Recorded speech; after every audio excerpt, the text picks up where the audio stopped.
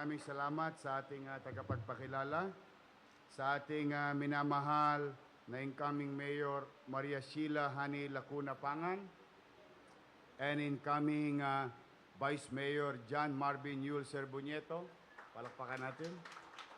To Secretary Ang, at ang pinaka-excited sa lahat ng halal ng bayan.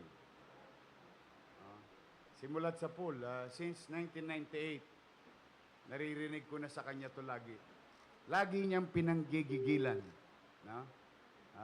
Na ito maayos. Kaya feeling ko deep in his heart, no? Siya ang pinakamasaya ngayon. Dahil kapag nagkakamali ang oras ng relo sa taas, hindi na mapakali ito. Kaya I think at some point, we have to thank personally, and I would like to thank personally the love and compassion of one of the members of the City Council in really giving his heart, no? Alagaan itong ating pasisinayan ngayong araw na ito, Councilor Lou Veloso. Lou, at least tama na lagi yung oras. Naalala ko, kusyal ako noon. Si Lou is my senior at the time when I was a councilor then in 1998. Ayan. Kaya Lou, alam ko, lamang na lamang ang puso mo ngayong mga panahon na ito. Excited na si Lou bumalik sa Metropolitan Theater. Na aking ipinagpapasalamat sa ating mga national government agency partners.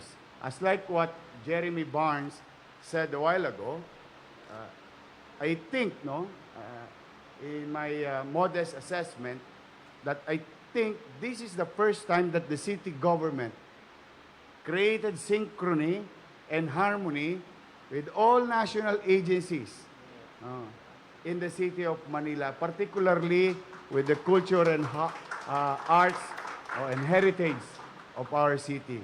Kasi nung araw, laging may away eh. But I think, when we opened the doors, and at the same time, it was reciprocated by respective agencies in the likes of NHCP, NCCA, and National Museum, and Department of Tourism. Ayun, mas maraming naging produkto. The other day, yesterday, again, the national government spent money to create such an art piece sa Lagos Nilad, yung underpass. So, isa lang patunay na kapag ang mga tao sa pamahalaan nag-uusap-usap, we may argue, debate, or we may have contradicting ideas. That is normal in a collegial or a group of people, no? But at the end of the day, we must come into one action plan, or at least same journey, same goal. Yung intricacies or yung nitty-gritty is just between point A and point B, no? But we don't ask what transpired or happened between point A. There is A, which is a goal, and B is the result. And today, through the effort of our local tourism office, which at least yung 10 ng mga kasama namin sa pamahalang lokal under tourism will be proud enough that during their time, especially Charlie and his team, na naging department. Dati, ano lang ho ito, bureau lang ho ito. Ano lang ito, bumabagsak sa kapritsyo ng mayor. Kung ano maisipan ng mayor, ayun lang ang gagawin. But when it became a department, they were empowered to create medium and long-term plan with regard to protecting our history, culture, and arts. And for the artists of the country to be welcome again. Bumalik uli yung mga malikhaing individual ng ating bansa. Sapagkat while it is true that most of the cities in our country are richer than Manila, economically speaking, or at the very least, financially speaking, but nobody can get near Manila with regard to history and heritage. At yan ang isang yaman ng Maynila na maaaring ipamana at maaaring ipagbunyi, patuloy na ipalaganap ng mga susunod na leader ng ating lungsod. Ito ay isang yaman, hinubog ng kasaysayan. Didn't happen overnight. You may have the tallest building, brand new building, or edifice in somewhere else. But alam natin pare-pareho, what happened in the country, most of it happened in Manila. Kaya malugod kami na sa ating mga malikhaing individual na Pilipino, meron na naman kayong isang lugar on top of our National Museum, Metropolitan Theater, being managed by the national agency. Now you have another place for your artistic work to be seen and appreciated by those who will pass by this area. At ang maganda nito, na-double whammy pa namin. Meron na kayong lugar, umaliwalas pa ang lugar na ito. Because if you were here about a few years ago, this is our little Smoky Mountain. Ano tawag yun? Metaphorically speaking, no?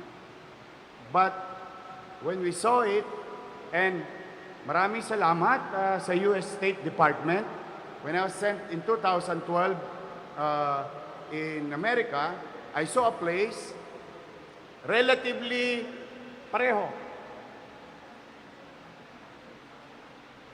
When I saw and visited the tallest building in Washington, D.C. As you all know, ang mga building sa Washington area, pantay-pantay. You cannot go beyond a particular limit or height. But there is a tallest old building, and what they call the old Washington Post Office. In that building, there is a tower. Halos parehas ito. And we have to pay $2 just to go to the tower and see the roof of the entire 360 degree.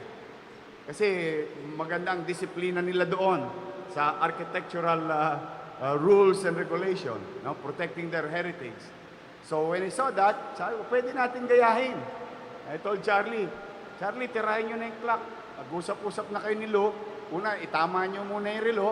No? Baka malate yung mga empleyado natin. Because in the early times, the people of Manila, in the early times, no?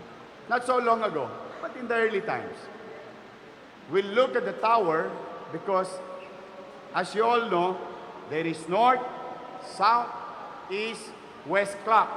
Ito ang bantayog na tinitingala kung kakain na tayo sa tanghali. Kasi makikita nila ang orasan. So naging giya or guide. So now, this is an iconic place for the city and for the country, and we're happy to offer it to you today dahil sa ito'y hindi na lang orasan, kundi ito'y magiging pasyalan din ng mga mag-aaral, ng mga abogado, husgado, o yung mga empleyado, kasi ito po'y nasa court area, no? Kumbaga, there is a new place inside the building na pwedeng pasyalan ninuman. At kung gusto mo magmuni-muni, makita yung 360 degree ng City of Manila, you can avail of that here in the Clock Tower of Manila City Hall. Last, ito ay nagpapakita rin ng katibayan, katatagan ng lungsod ng Maynila. Opo. During the Second World War, Manila was so devastated, like next to Warsaw. And there is a video that I saw that a howitzer kinakanyon yung tower from Jones Bridge. No? Talagang kinakanyon to liberate the city of Manila. And mind you, thanks to Burnham, thanks to those construction people that did it, the engineering, no? Durug-durug lahat. Maraming durug din sa City Hall, durug ang ang National Museum, ang Post Office. But, you know, the tower, with all the holes of howitzer, no, didn't collapse. And it gave us hope na nakatayo pa rin ang Kapitolyo ng ating bansa. No? And I hope in those kind of symbolic situation to remind us, especially today, as human being facing so many challenges, threat to our health, threat to our economic growth, personally and as a country, and threat of uncertainty, no, in the world. I hope wag niyong kakaligtaan na ang Maynila ay punong-puno ng kasaysayan ng dilubyo. If you look back in history, lahat ng hamon, bagyo, lindol, sunog, gera, pero we owe it to our forefathers. They managed to move on. They managed to persevere.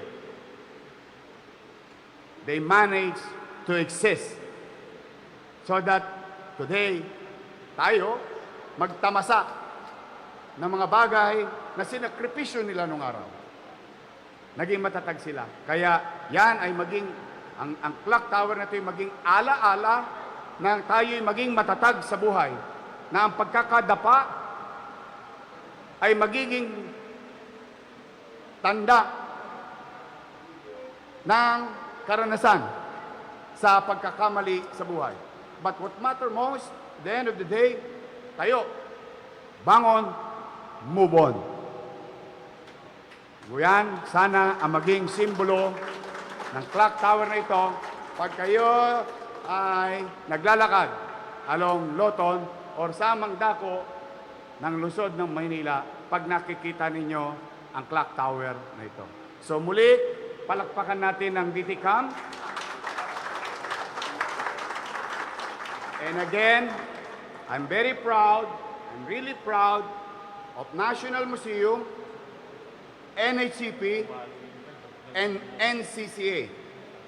To them, palakpakan natin sila sapagkat naalagaan nila yung ating mga pasilidad or jewel of Manila. And namimiss ko tuloy si Attorney Guillier. Inunahan akong mag-retire. Because I'm really happy and proud also of Intramuros administration noong nakita ko talaga on how they did it before pandemic, on paano naging maaliwalas, mapanatag ang pagpunta sa Intramuros ng gabi. Kaya now, thanks to them, another space, another place, another what we call memory lane na pwedeng pasyalan. Kaya to Attorney Guillier, nasaan ka man ngayon, I hope you're happy. I know it's really challenging for you nowadays, but to the team, to the IA, maraming salamat din sa kanila. So sa ating mga magguguhit, mga artists, designers, now you have a place here. You have a place in the heart of Manila. This is yours. We offer it to you. So muli, maraming salamat. Pagpalain nawa kayo ng pong may kapal. Manila, God first. Thank you very much, Mayor ISKO. Mayor, can you please to stay here on stage as you will be joined by Director Charlie DJ Dungo and Director Jeremy Barnes to give the award or the plaque of recognition.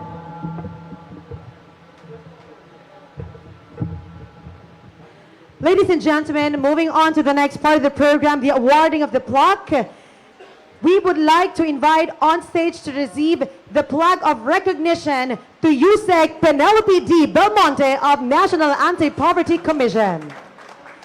And of course, joining them is Congressman Yul Servo Nieto. Let me read the plaque of recognition. Lungsod ng Manila through DT-CAM, plaque of recognition is presented to Undersecretary Penelope D. Belmonte for her support and magnanimous loan of the moving art obra by Maestro Rene Robles entitled World War II Battle for Manila. Given this 29th of June 2020.